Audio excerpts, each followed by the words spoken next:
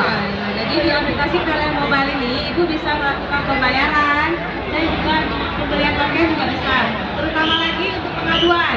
Nah, jadi kalau di rumah mati-mati lampu itu nggak perlu ke kantor lagi Ibu, cukup melalui aplikasi PLN Mobile aja. Untuk kalau aplikasi PLN Mobile bisa menggunakan barcode yang ada di depan ini ya. Nya kemudah nih kan, anak payah lejak aja aku deh, telepon ini patah pulsa. Dia pasok kedua ya? Dia patah kedua karena nadanya.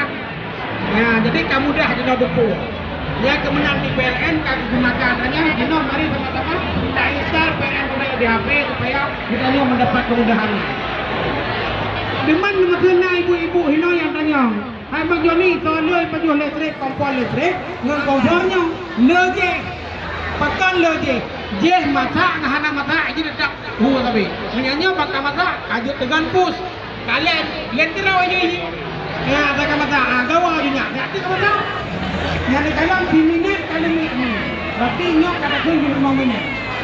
Ya begitu juga kalau komponen listrik ini terjadi gangguan, itu di dalam 5 jam dapat diperbaiki.